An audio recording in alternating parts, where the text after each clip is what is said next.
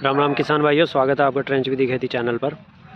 तो किसान भाइयों, आज यहाँ पे प्रोग्राम है बिजनौर में उत्तम शुगर मिल, और यहाँ पे आज आए हुए हैं डॉक्टर बख्शीराम यादव जी, जिन्होंने आपके और हमारे लिए और शुगर मिल के लिए एक वरदान वैरायटी ईजाद की थी 0238, जिसकी बदौलत किसान और चीनी मिल दोनों का काफ़ी विकास हुआ और काफ़ी भीड़ है, काफ़ी अधिकारी आए हुए हैं। और ये इस तरह से यहाँ पूरा डेमोन्स्ट्रेशन है, सिंगल आँख का, डबल आँख का। और यहाँ पे ये कृषि यंत्र हैं, ये रेज़र है, मित्तल इंजीनियरिंग वर्क्स, और ये RMD है। आइए अब चलते हैं वहाँ पे। डॉक्टर साहब संबोधित कर रहे हैं किसान भाइयों को।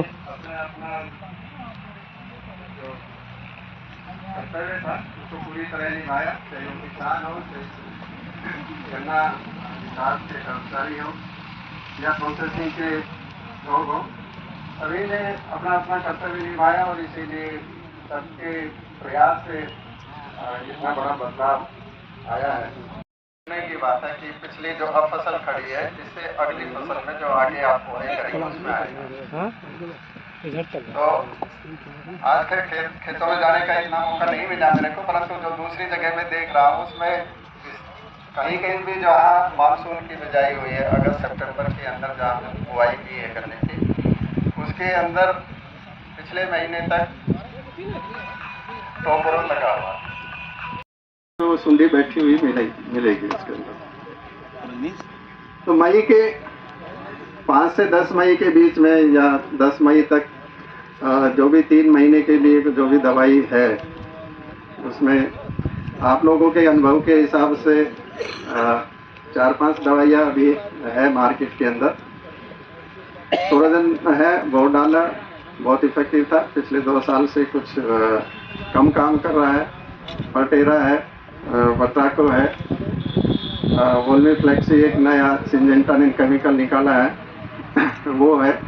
एक और केमिकल अभी नाम मेरे को पता नहीं है, परंतु गुजरात की कोई फर्म है, उनका भी एक केमिकल है, बाद में मैं बता दूंगा कि उसका नाम क्या है, कितना डोज है। तो ये 4-5 इंसेक्टिसाइड है, जिसको आपको जो अच्छा लगे उसको, इसका भी अनुभव हो कहाँ मेरे इससे ज़्यादा फायदा हुआ है, उस दवाई को डालिए 10 मई के आसपास या 1 से 10 मई तक।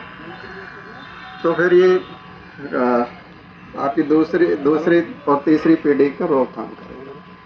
और 2 पीढ़ियाँ रोक दी, उसमें नहीं आया तो फिर आगे का नुकसान खत्म हो जाएगा। अब की बार तो क्या हुआ, पहली पीढ़ी भी दिख रही है, दूसरी भी दिख रही है, तीसरी भी दिख रही है, चौथी भी दिख रही है। और कहीं कहीं ज़्यादा इन्फेक्शन है तो एक ही खेत में 4 पीढ़ियाँ के इन्फेक्शन भी दिखाई दे रहा है। ऐसे ऊपर होता चला गया, आखिर में 1 या 2 गन्ने ही स्वस्थ बचे हैं, बाकी सब टोपरों से खत्म हो गए।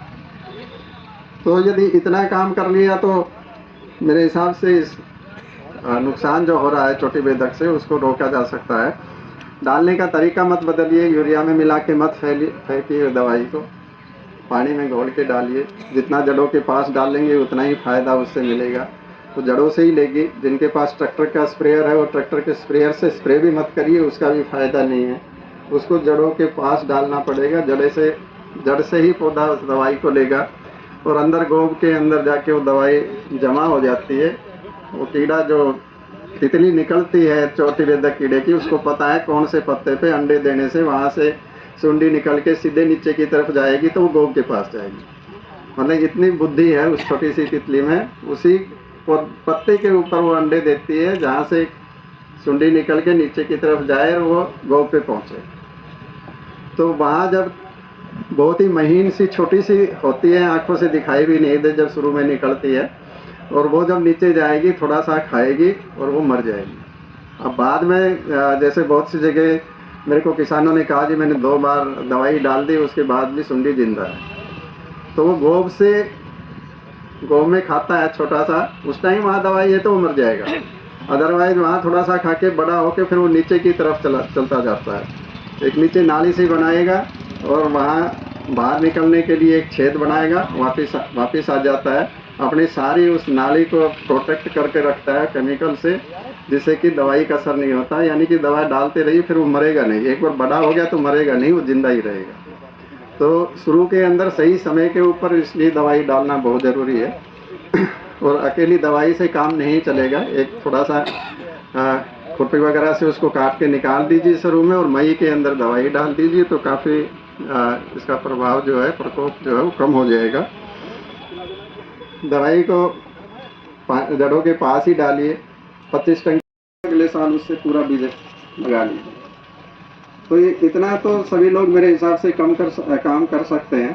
तो दूर से बीज लाने की बजाय यदि सभी अपना बीज तैयार कर लेंगे, तो किसी भी गन्ने की किसी भी प्रजाति की जो जीवन काल है उसको बढ़ाया जा सकता है, कितना भी बढ़ाया जा सकता है, मेरा ये ऐसा मानना है।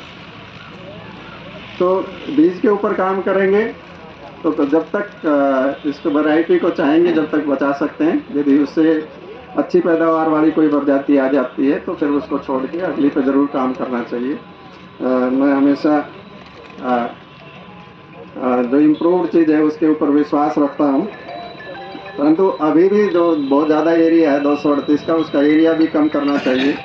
और कहीं जहाँ भी लाल सड़ंग रोग की बीमारी आई है, आपके यहाँ नहीं है, परंतु काफ़ी जगह आ रही है। पूर्वी उत्तर प्रदेश में तो बहुत ज़्यादा आई, फिर सेंट्रल मध्य उत्तर प्रदेश में, और इधर भी कहीं कहीं जहाँ गंगा का खदर है या यमुना का खदर है वहाँ कहीं कहीं दिखाई दे रहा है।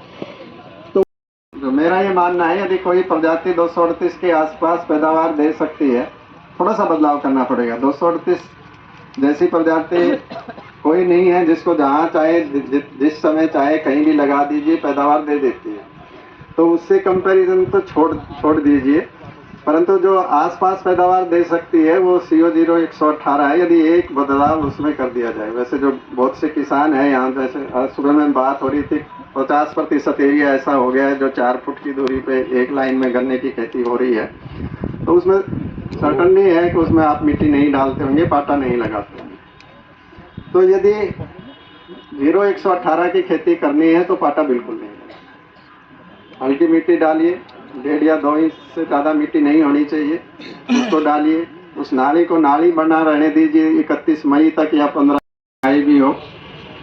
उसके अंदर भी एक बदलाव करने की ज़रूरत है, क्योंकि मैं कमियां हमेशा बताता हूँ। 0-238 को भी रिलीज होने से पहले कह दिया था चोटी बेधक कीड़े के लिए दवा डालनी पड़ेगी। समस्या बताया, समस्या का उपचार हुआ, काम हो गया। तो समस्या है 118 में गांठ कम होता है, फुटाव कम होता है, समस्या है, उसका सुधार है मिट्टी कम डालिए। 15-0-23 की समस्या क्या है?